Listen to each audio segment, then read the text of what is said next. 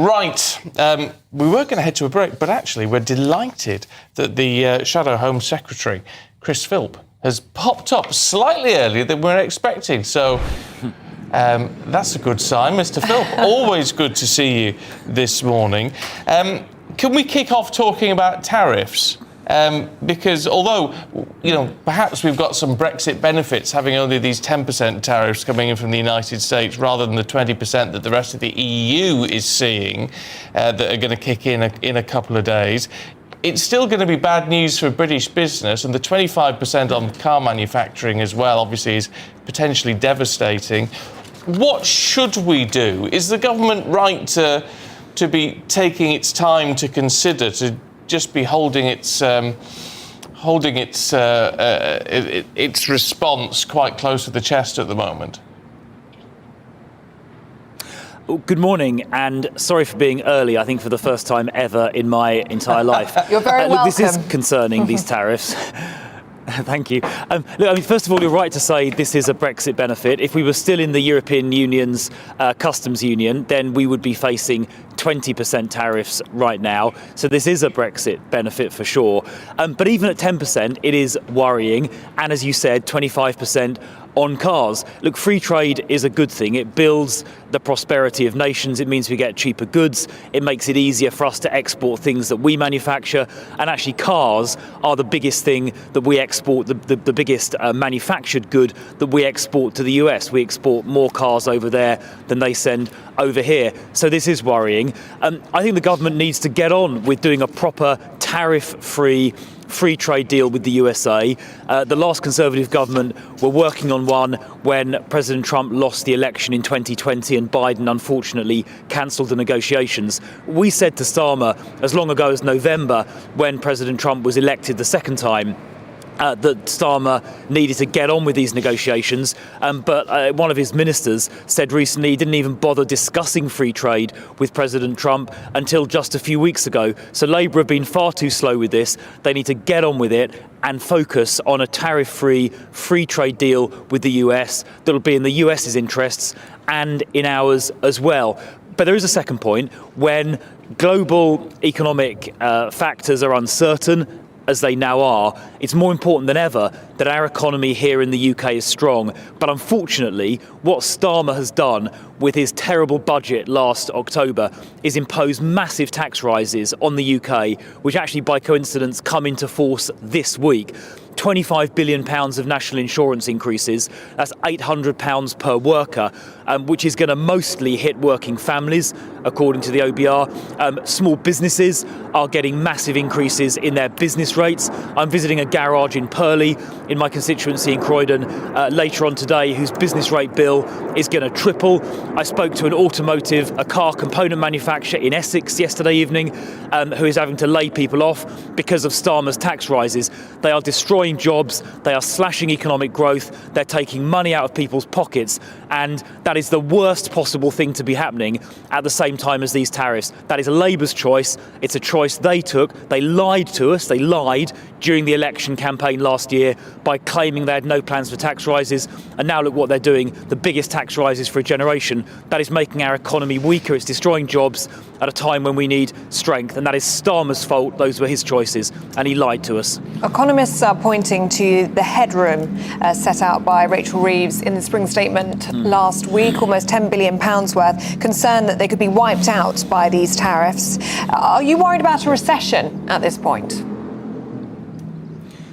Yes, I am, because this Labour government has taken the economy, even before these tariffs, the Labour government took us to the brink of a recession already because of their swinging tax increases I mentioned, but they're also massively increasing regulations on employment, makes it harder to employ people. They're giving more power to trade unions, which will make it easier to strike. They're getting rid of all of those laws that Margaret Thatcher passed in the 1980s to make strikes harder. They're doing all of those they're making it harder for landlords as well.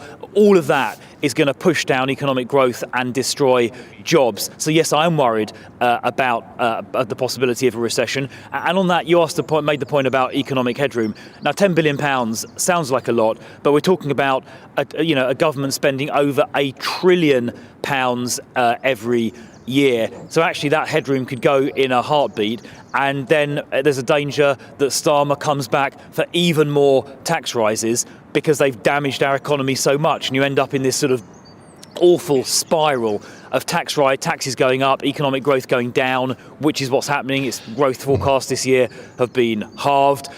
So we've got to break out of that cycle. But it all comes back to the fact Starmer lied during the election and that budget last October where they hit us with huge tax rises and extra regulation. I've spoken to so many businesses in the last few months who said they're going to have to lay staff off because of this.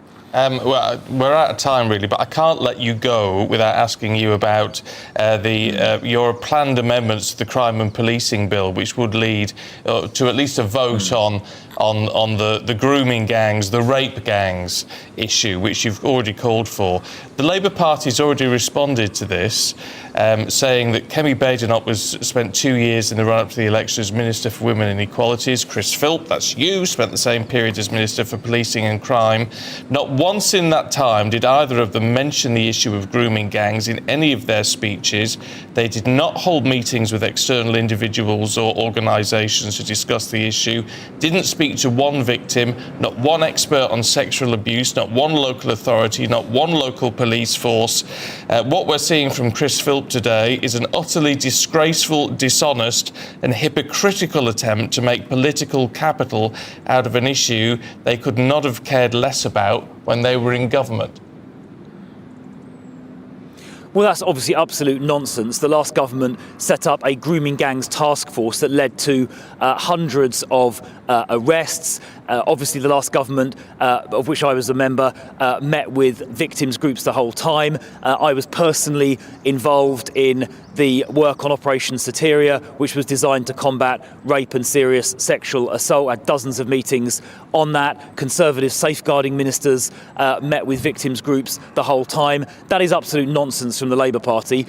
What they're suggesting are 5 local inquiries with no statutory powers. What we need to get to the bottom of this rape gang scandal is a national inquiry covering all 50 towns involved, not just 5, one of which, Bradford, is refusing to have an inquiry.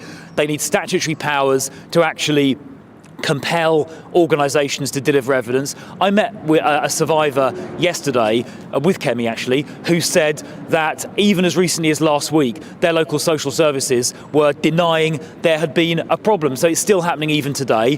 The local councils, mostly Labour controlled, covered this up. They covered up the rape gang scandal 10 or 15 years ago. The police often didn't investigate properly. We need to get to the truth. The people that covered up the rape gang scandal in positions of authority need to be held to account and, quite frankly, prosecuted for the offence of misconduct in public office. Labour are shamefully opposing a proper national inquiry. We're going to put that to a vote in Parliament. The vote a few weeks ago was mixed up with a wider bill. We're going to table a standalone amendment specifically and only on an inquiry, a proper inquiry, national inquiry into the rape gang scandal, and then we'll find out exactly whose side Labour is really on.